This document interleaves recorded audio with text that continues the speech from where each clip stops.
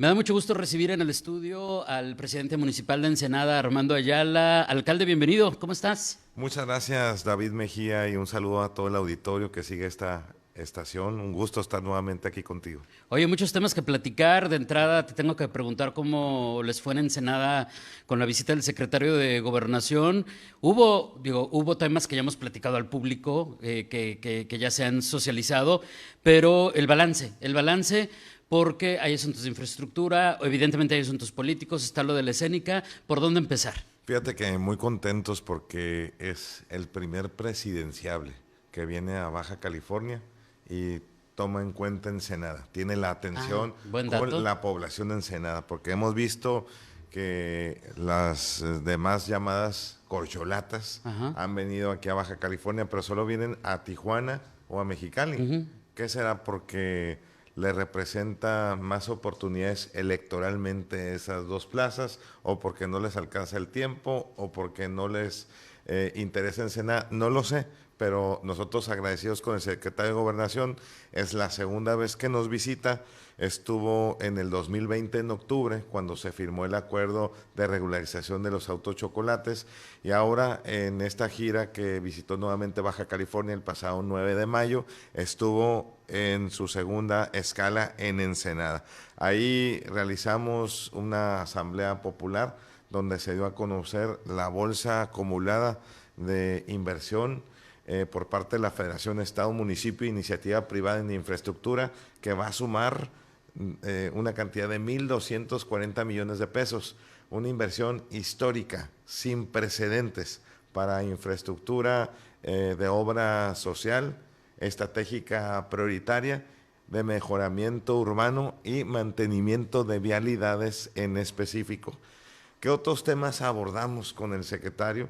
Buenos temas que tienen que ver con el agua, las plantas de tratamiento, Claro. pero sobre todo un tema que nos ocupa y nos preocupa, y que yo lo abordé hace unas semanas, que es el tema de la carretera escénica, que dijeron que yo era un exagerado, que quería protagonismo, que lo estaba haciendo para salir en Ay, medios en esa todo el grietota que estado, está ahí, qué ¿verdad? exagerado. Y después llamó la atención, fueron algunos medios y se dieron cuenta del estado que guarda el kilómetro 95 y 99, muy pegadito a donde hace precisamente 11 años se nos cayó Se la colapsó, carretera, se sí. colapsó, ¿no? Entonces, sí estamos preocupados y ocupados en eso. Es un tema que se le abordó al secretario.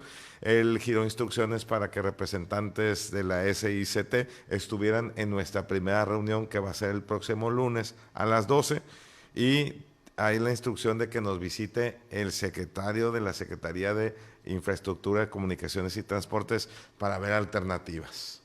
O sea, ya van a empezar este lunes a discutir si ruta alterna, si puentes, porque se ha hablado de muchas opciones, pero el punto, alcalde, es que la realidad es que eso tarde o temprano, no sabemos si mañana o dentro de 10 años, pero tarde o temprano, lo sabemos y lo hemos platicado por años, eso se va a volver a colapsar. Sí, son precisamente cuestionamientos que acabas de hacer, que necesitamos saber de primera mano. Y entonces requerimos en esa primera reunión las autoridades federales, estatales, municipales, la academia y los sectores productivos, que son los que estamos involucrados, para tener un diagnóstico. ¿Cuántos meses nos quedan?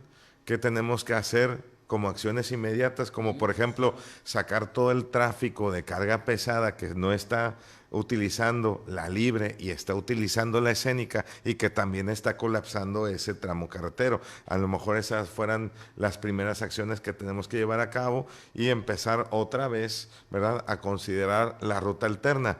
Y en base a ese diagnóstico y esa información, Ensenada estaría declarándose en estado de emergencia. ¿Tenemos más tiempo para tomar decisiones, o simplemente es una urgencia prioritaria que debería tener el gobierno federal para empezar a hacer las gestiones del derecho de vía de la ruta alterna desde Jatay, la zona o las inmediaciones frente a Baja Mar, para entroncar con la carretera libre?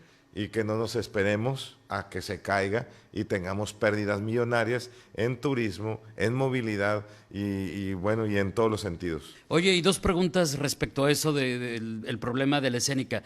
La primera es por qué ¿por qué no se ha podido resolver? Si hemos hablado tanto tiempo de eso y tú el tema lo has tratado en varias ocasiones, por qué hemos llegado a este punto? Digo, al final qué bueno que ya está, que está sobre la mesa, que viene lo del lunes, pero ¿qué pasó en medio? ¿Qué pasó sobre todo después del derrumbe, ¿no? Que es cuando a todos nos cayó como que el 20 de que efectivamente teníamos que hacer algo. Sí, cuando sucedió hace 11 años lo del derrumbe, se tuvo que hacer una inversión por parte de la Secretaría de Comunicaciones y Transportes de casi 1,000 millones de pesos para llevar a cabo las reparaciones que duraron un año. Ujú. Y se consideró la urgencia y el proyecto de la ruta alterna. ¿Cuánto se tiene que invertir en esa ruta alterna, en ese bypass? 2,600 millones de pesos. ¿Cuántos kilómetros son? 22 kilómetros los que se tienen que desarrollar. ¿Cómo estaría operando esa ruta alterna? Pues con una caseta de cobro. ¿A quién le haría la competencia esa caseta de cobro? Pues a la caseta de San Miguel. Entonces nos explicaban en la SICT en la Ciudad de México que se paró un poco el proyecto porque era demasiada inversión la que tenía que hacer el gobierno y entonces optó porque esa carretera se concesionara, ese tramo carretero del bypass que se requiere de hacer, pero estaría compitiendo, había un choque de intereses porque estaría compitiendo con la caseta de San Miguel, Ya. que aún está Ahí. recuperándose la inversión que hicieron de esos 1,000 millones de pesos para la reparación de la carretera. Eso fue el choque de intereses, eso fue lo que paró un poco el proyecto. Y la otra pregunta es en el sentido de lo que viene. Entonces, el lunes comienzan los trabajos, pero evidentemente tenemos que asumir que algo vendrá a mediano y a largo plazo, pero entonces eso es justamente lo que te quiero preguntar. Van a empezar a tomar decisiones de lo que se puede hacer en la inmediatez, lo que se puede hacer a mediano plazo, lo que se puede hacer a largo plazo, pero la declaratoria de emergencia que me comentabas, ¿iría en función de estas reuniones o ya está, ya se ha planteado, ya se ha platicado? O sea, ¿cómo funciona esa parte? Sí, necesitaríamos saber el diagnóstico, que es lo que se va a arrojar con la opinión de los expertos, o sea, los académicos, la federación, los sectores productivos. Entonces tenemos que llegar a un consenso si es un tema de prioridad y para que el ayuntamiento se declare en estado de emergencia. Si se declara en estado de emergencia, la federación tiene que entrarle directamente a destinar recursos para empezar rápidamente la ruta alterna. Entonces, Pero va a entonces depender de eso. por lo que nos estás comentando, alcalde, entonces veo que vendrá en definitiva. O sea, veo como inminente esa declaratoria. ¿Lo estoy interpretando bien? Pues hay una gran posibilidad, pero no hay que tomarlo como un hecho, Ok, muy porque bien. para eso yo requiero la información de primera mano. Ujú, No claro. queremos tomar decisiones por precisamente protagonismo o por hacer una situación de alarma. No, no, no. Queremos ser muy responsables y que el pueblo, los sectores, los niveles de gobierno estén de acuerdo, ¿verdad? Entonces, en ese tema fue uno de los que abordamos con el secretario de Gobernación y bueno, tenemos algunos otros temas también que hemos estado avanzando y trabajando ya en esta segunda parte de la segunda Así parte es. del gobierno, porque ya estamos a más de la mitad de esta A ver, administración. ya estamos más avanzaditos y en septiembre se convoca al proceso electoral y será tiempo de comenzar a tomar decisiones y ahí te preguntaré dos cosas que también va relacionado con la visita de Ana Augusto como parte de del secretario de Gobernación, con todo el respeto que se merece, y de las Estamos a corcholatas, pero de lo que viene, ¿no? Estamos a gusto aquí con la entrevista, ¿verdad? También. Pero ¿qué viene, por ejemplo, para ti para el 2024? Porque entonces ya vendría una situación que, insisto, en la que tendrían que comenzar a tomar decisiones las personas que están involucradas en la política y en las administraciones públicas que hoy por hoy encabezan, ¿no? Bueno, hay diferentes panoramas, ¿no? Viene un panorama a nivel nacional, donde están contendiendo hombres y mujeres por la continuidad del proyecto de la Cuarta Transformación.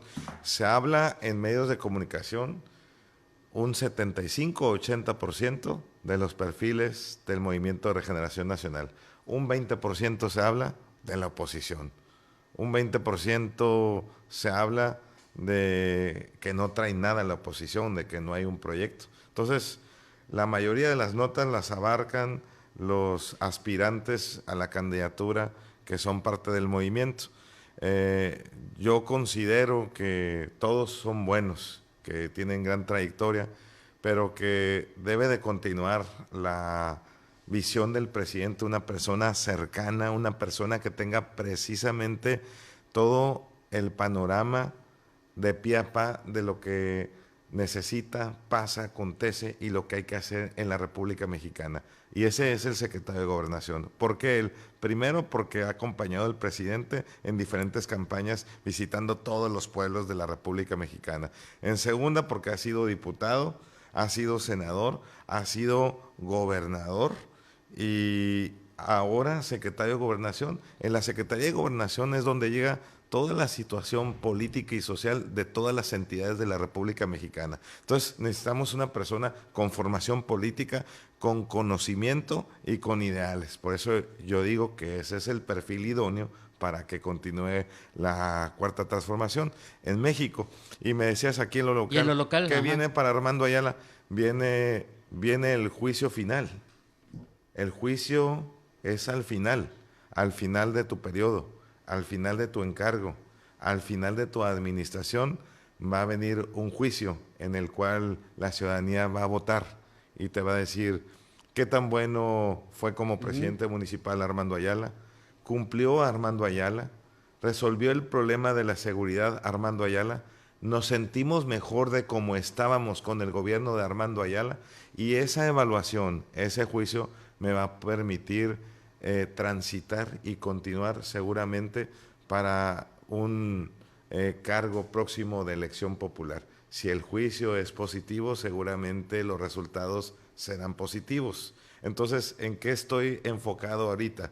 A cumplir con mi plan municipal de desarrollo, a tener buenos resultados para yo tener la oportunidad de transitar, de inscribirme, de aspirar a una nueva oportunidad, pero con el respaldo popular, porque todo no depende de mí. Nosotros, yo no me Claro, pertenezco a mí depende mismo. de la ciudadanía, Ajá. pero todavía tienes derecho a dos reelecciones más, ¿no? No, es una elección y una elección consecutiva y se acaba las Muy bien. oportunidades. Entonces, nosotros estamos aspirando a transitar, aspirar a la posibilidad de una senaduría para poder representar al estado de Baja California. Es lo que yo suspiro y aspiro, pero no es lo que yo diga, no es lo que yo decida. Yo estoy sujeto a un juicio, De la ciudadanía. al juicio final de mi administración.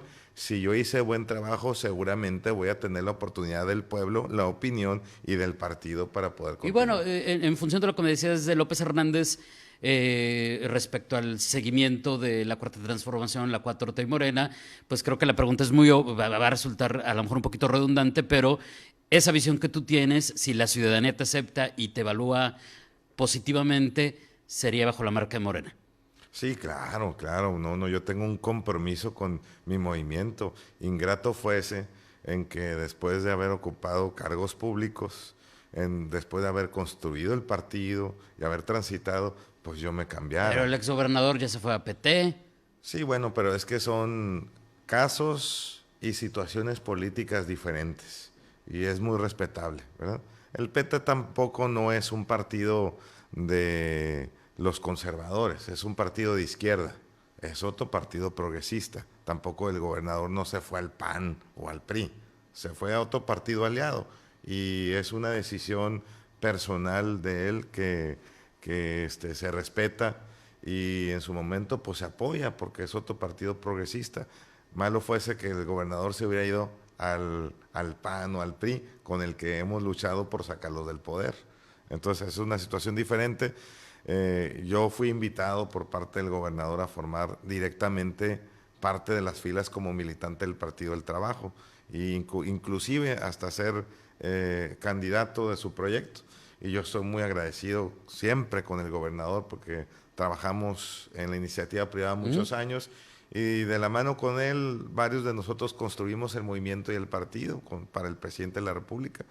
Pero yo no pude coincidir en esta etapa políticamente con esa invitación y decidí pues seguir en mi partido, en mi movimiento, haciendo equipo con la federación, con el presidente y con la gobernadora, Marina del Pilar. Me han preguntado si ahora yo tengo una alianza con la gobernadora o demás. Yo siempre me he llevado bien con ella, la he respetado, la he apoyado en su campaña y estoy haciendo equipo con la federación y el estado, con la representación de ella. ¿Por qué? Porque no importan tanto mis intereses personales o políticos, importa el encargo que tengo y el encargo es el pueblo que yo represento.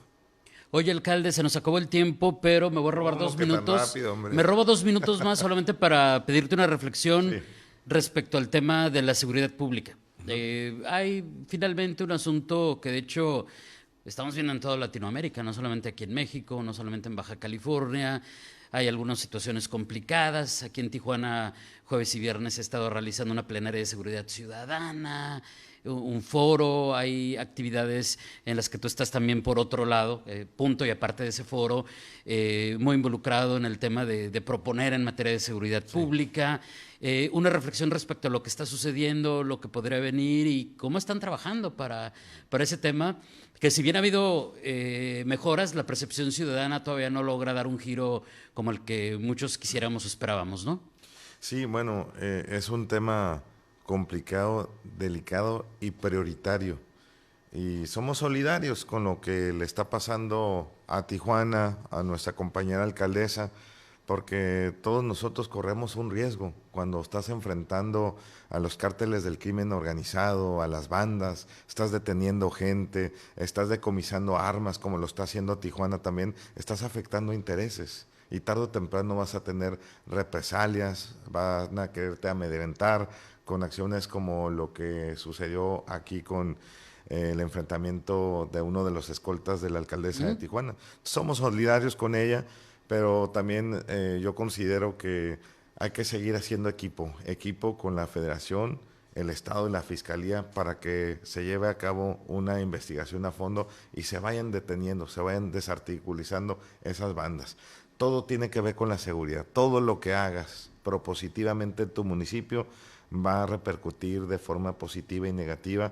Así lo hemos hecho en Ensenada. Tengo yo los índices más bajos de incidencia delictiva en los últimos años. 54% la baja en los homicidios dolosos cerré el año pasado y en lo que va de este año nada más llevo 30 homicidios en todo el año. Claro que no es resultado del alcalde, es de las autoridades federales, estatales y locales, el esfuerzo que estamos haciendo, rescatar espacios públicos, la prevención, el equipamiento, pagarle mejor a tus policías, en las jornadas, en las colonias más necesitadas, todo tiene que ver. Entonces, somos solidarios con los compañeros. Dicen, ¿por qué la autoridad municipal o funcionarios trae seguridad y escoltas y la ciudadanía no? Porque nosotros corremos más riesgo en estar afectando diariamente intereses con detenciones y decomisos que lo que corre cualquier otro ciudadano. Y lo hemos visto a lo largo de la historia, cuando hay golpes fuertes a los grupos del crimen organizado viene la famosa retaliación, ¿no? Claro. Que lo hemos visto siempre. Alcalde, te agradezco mucho.